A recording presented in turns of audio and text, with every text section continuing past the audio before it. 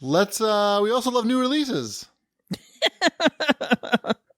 Sometimes we do. And we're back. Do I? Yeah, that Star Wars Battlefront II came out again. It's been a new release for 2 weeks now or something. Yeah, it gets tricky with the deluxe editions that get you early access, and then the EA access, which gets you early access. Are you guys still playing it? I have not started playing it. GV? I played a little today. What do you think? You know, it has its moments, but the whole card system, forget about the loot, that it's loot boxes. I have no problem inherently with loot boxes. It's not fun to win those cards while you're leveling up and just having to get lucky, getting the right cards to make the class you want more powerful. You'd rather be like more of a traditional level up system if you use say the assault class. Yeah, I think so. If you sink 10 hours into the assault class, you should get points to level up your assault character and not have to worry about getting a random card to level up your assault character. There's nothing because you wind up getting officer cards and you're like, I hate the officer. It's just there's nothing inherently fun about cards in this game. Like, it doesn't add anything to have this be cards. Like in Overwatch, okay, it's just the skins and like cosmetic stuff. You're not really dependent on any of these things. It's the skins, you barely even see them because you don't look at your own character. Yeah, but in Overwatch, there's no progression for those characters. Oh They're my always gosh, the can same. we stop And we're comparing not everything to Overwatch? No, never. Overwatch. Oh, okay, Wombat, now jump in and compare it to Injustice 2. I'm not going to. I'm just saying I find the loot box, opening the loot boxes in Overwatch to be somewhat of a fun experience. And this one, it's too convoluted. There's crafting in it. Like, it doesn't make it, none of these mechanics are fun when they don't make the multiplayer more fun. It is odd that, I mean, I haven't played this, but hearing that you're getting things that you can't use with your character. Mm-hmm. I thought we had solved this by now. I thought like Diablo 3 had solved this. Right. Oh, because you have to unlock certain characters first. Is that what you mean? And then no, I mean that you'd only be able to pick up gear that was for your character. Similar to Destiny, you're not getting stuff that's for a different type of character. Well, everybody's your character in this game. I mean, you just have to unlock them, and then you unlock. I think what happens is but if you're playing an assault character, right, you don't want stuff for, I don't know, medic or whatever the classes are. Yeah, but you still have access. It's not like you have to unlock that medic character, right? But if you're never going to play as them, you could switch to the medic in between rounds if you really wanted to. But no, yes, that right. is a valid complaint. But if you don't want to be that character and all you get is stuff for that character, then yeah, the game sucks. And the fact that it's all randomized makes it a less fun game. There's a lot about this game that just isn't fun, which is not really a cool thing to say about a Star Wars game. It's sort of a shame that they kind of shit the bed. Maybe they'll fix it. They might. I don't know. I don't know how. Games are fixable. It's Every interesting. Game is either good or fixable. You know, the first one, which by the time that game was quote unquote finished and all the content was out, the final product of everything was a pretty good package of cool Star Wars set pieces. I think the missed opportunity there was the fact that it took so long to get everything out, particularly those space battles, which, didn't come out till the very end, and the Death Star levels, which didn't come out until the very end. Those are pretty cool. Yeah. No, it's missing a certain something. It's missing. Well, it's missing that, and this is, I think, the kind of thing that I know you like a lot. I think you would rather be in an X-wing going towards the Death Star trench, blowing up the Death Star, more than being whatever the heck her name is on Endor watching the Death Star blow up.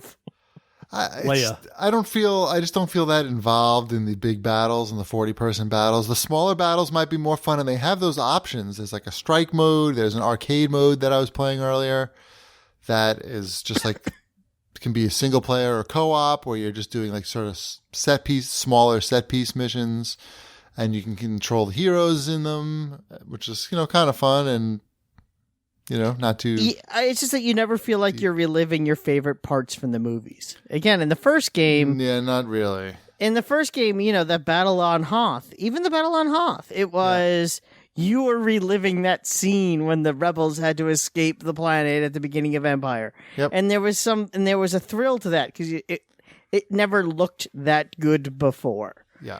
Despite the lack of initial content and despite the lack of a single player, which is why that game sort of kind of fizzled quickly, because it did need something else than that. But what made it exciting was that this game doesn't have that, like, at any point.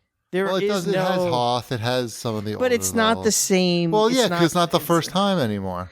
That's what I mean. It doesn't even seem as good as the last one. The whatchamacallit, the one with the Roger guys going into the palace. I guess that happened. I don't even know. Yeah. Game's a mess. I remember there was a scene with Captain Tanaka, and they were reclaiming the palace. He's not even in the game, and there's no Rogue One. There's nothing Rogue One in this game, right? No Captain Tanaka? Yeah, no Captain Tanaka. I know. I don't know. It seems fine. I'm really curious to see what happens. I'm sure it'll sell very well. It seems Christmas. fine. Does not make it worth $60. Well, I didn't say that, but it was interesting. So we never even mentioned how, I guess, the head of Disney called the head of EA and made them take out microtransactions right before the game launched. Bonkers. Which is pretty interesting. I mean, the backlash was pretty big, and it's not going away.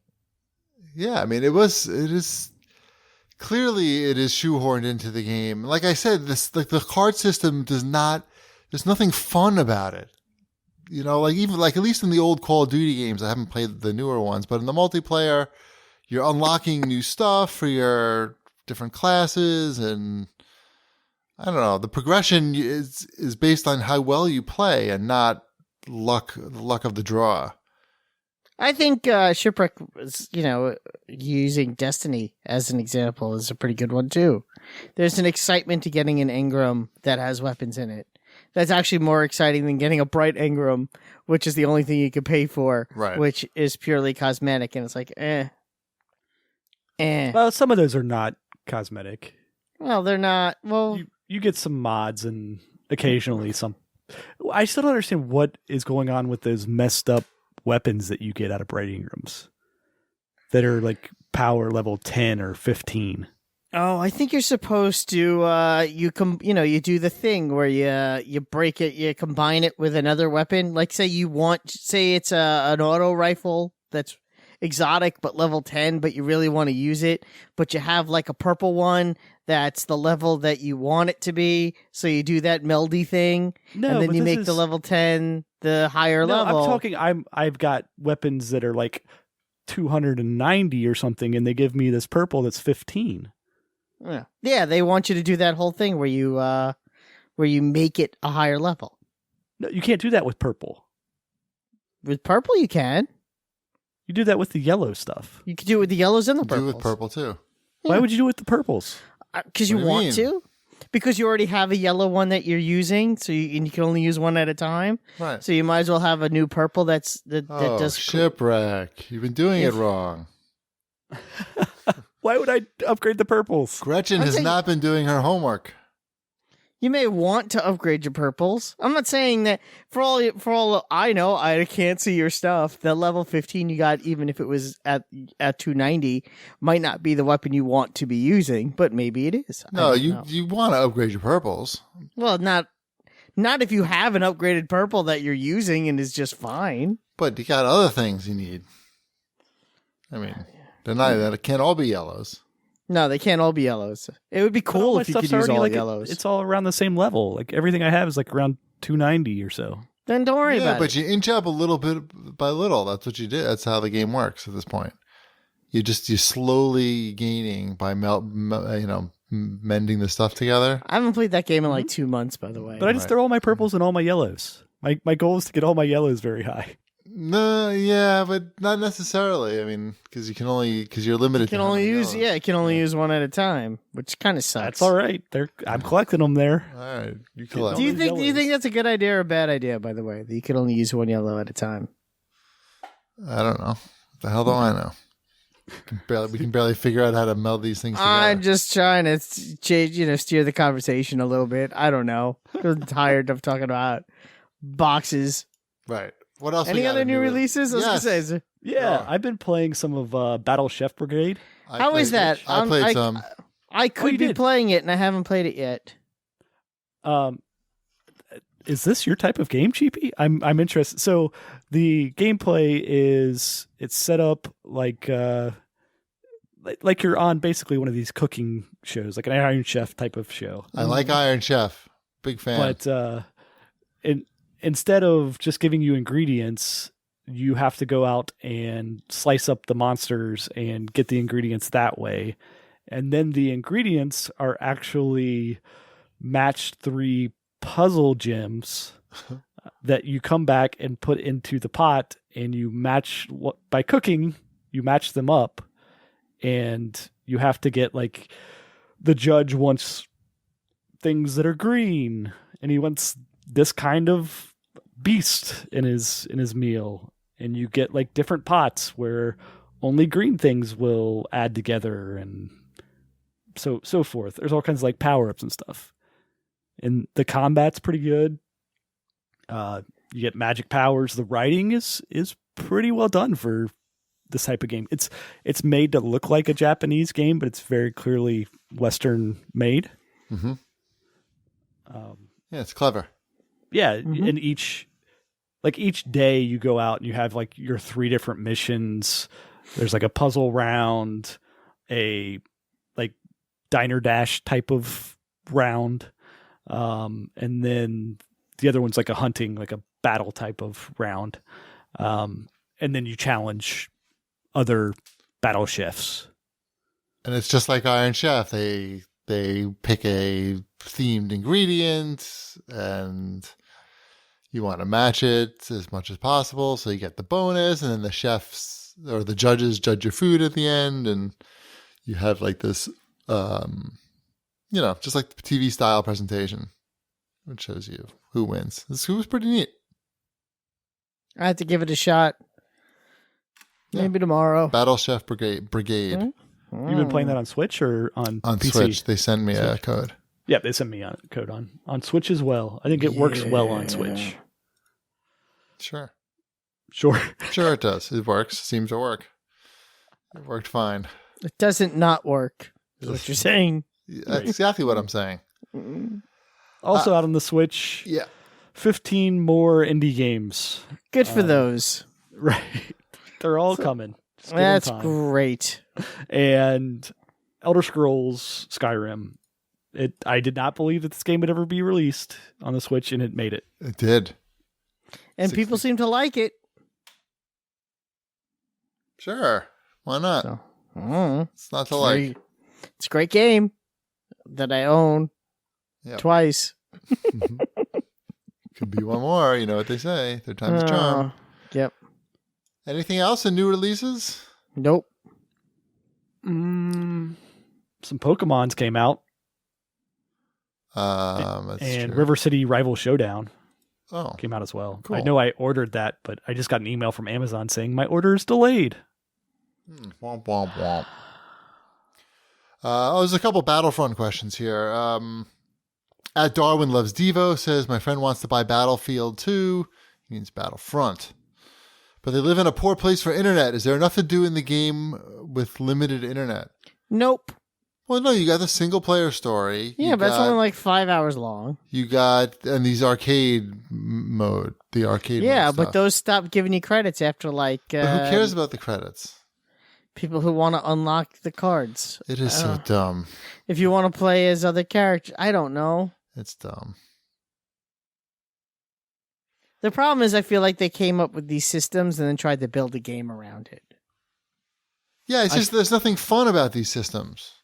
No. They don't add any enjoyment at all. I mean, Someone I guess in a suit walked into an office where a bunch of, game makers were and said, okay, this is what this game has to have, and probably wrote it down on a whiteboard and said this game has to have loot boxes, and in the loot boxes you're going to have cards because our research shows that people like cards. So you're going to have boxes with cards, and the cards are going to be random, and people are going to pay for the boxes. And it was put on a big whiteboard, and they said, now go make a game around that. they give you a loot box every day just for turning on the game. Yep. And there's like no joy at all, like pushing the button to open that loot box. Like at Overwatch, I don't want to hear about it.